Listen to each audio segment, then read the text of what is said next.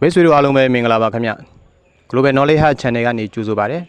ကျွန်တော်အခုပြောချင်တဲ့အကြောင်းအရာလေးကတော့ကြီးပွားချမ်းသာခြင်းနဲ့လူငယ်တွေမဖြစ်မနေနားထောင်သင့်တဲ့အကြောင်းအရာလေးပေါ့အဲ့ဒါကိုဒီဗီဒီယိုလေးထဲမှာထည့်ပြီးတော့ကျွန်တော်ပြောသွားမှာဖြစ်တယ်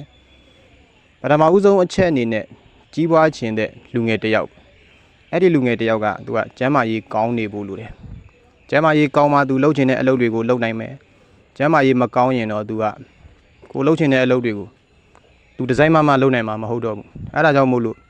ကြီးပွားချမ်းသာခြင်းတဲ့လူငယ်တစ်ယောက်ကမဖြစ်မနေကျမ်းမာရေးကောင်းနေဖို့လိုတယ်ကျမ်းမာရေးကောင်းအောင်ဘာလုပ်မလဲ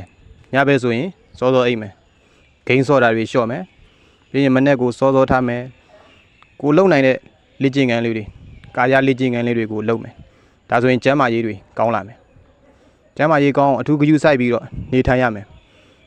အဲ့လိုမျိုးကျမ်းမာရေးကောင်းမှသာလျှင်ကိုလှုပ်ချင်တဲ့အောင်မြင်မှုပန်းနိုင်ကိုလက်လန်းရယူနိုင်မှာဖြစ်တယ်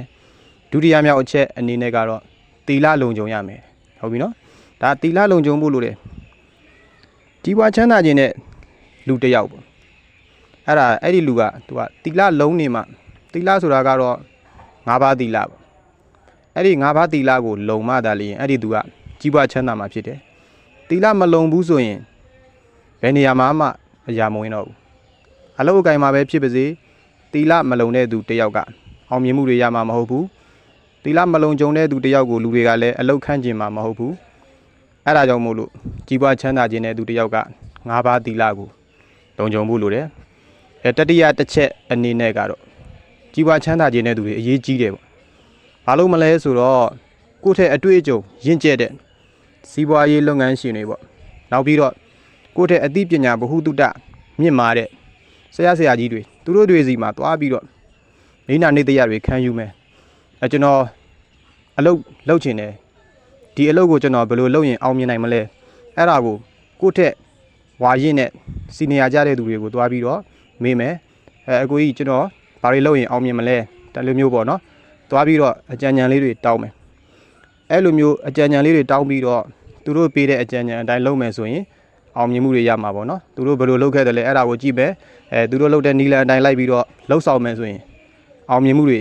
ရလာမှာဖြစ်တယ်နောက်ပြီးတော့စရုပ်ထားမြောက်အချက်အနေနဲ့ကြီးပွားချမ်းသာခြင်းတဲ့သူတယောက်ကကိုချင်းတရားကောင်းမှုလို့တယ်ကိုချင်းတရားမကောင်းတဲ့သူကဘယ်နေရာမှလူရဝေးမှာမဟုတ်ဘူးအဲအကြောင်းမို့လို့ကြီးပွားချမ်းသာခြင်းနဲ့ဆိုရင်အကျင့်စရဏပေါ့နော်အကျင့်စရဏကလည်းပဲကောင်းမွန်နေဖို့လိုတယ်နောက်ပြီးတော့ဘုဟုတုတတွေရှိရမယ်ကိုလုံးမဲ့အလုပ်ကဘာအလုပ်လဲအဲ့ဒီအလုပ်နဲ့ပတ်သက်တဲ့ဘဟုတုတတွေရှိရမယ်အဲ့ဒီအလုပ်နဲ့ပတ်သက်တဲ့ဘဟုတုတတွေဘာမှမရှိဘူးဆိုရင်အဲ့ဒီအလုပ်ကိုအဲ့ဒီလူကအောင်မြင်အောင်လုပ်နိုင်မှာမဟုတ်ဘူးအဲ့ဒါကြောင့်မို့လို့ကြီးပွားချမ်းသာခြင်းတဲ့သူတယောက်ကဘဟုတုတလည်းပဲအများကြီးရှိနေဖို့လိုတယ်ကိုလုံးမဲ့နယ်ပယ်ကဘာနယ်ပယ်လဲပေါ့နော်အဲ့ဒီနယ်ပယ်မှာအဲ့ဒီနယ်ပယ်နဲ့သက်ဆိုင်တဲ့ဘဟုတုတလေးတွေကိုသူ့မှာရှိနေဖို့လိုတယ်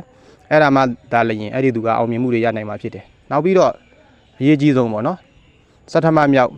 အချက်ပေါ့အဲ့ဒါကဘာလဲဆိုတော့ကြီးပွားချမ်းသာခြင်းနဲ့လို့ပြောတယ်ဒါပေမဲ့လို့ပြင်းနေမယ်ပေါ့ပြင်းနေမယ်ဘာအလုံးမလုပ်ဘူးစိတ်ကတော့ကြီးပွားချမ်းသာခြင်းနဲ့အဲ့လိုလူမျိုးကကြီးပွားချမ်းသာမှာမဟုတ်ဘူးအဲ့ဒါကြောင့်မို့လို့ကြီးပွားချမ်းသာခြင်းနဲ့သူတယောက်ကမပြင်းမဲနဲ့အလုပ်ကိုဒီဇိုင်းမှလုပ်နေဖို့လိုတယ်ဆိုပြီးတော့ကျွန်တော်အဲ့လိုမျိုးပဲပြောပြခြင်းပါတယ်ကျေးဇူးအများကြီးတင်ပါတယ်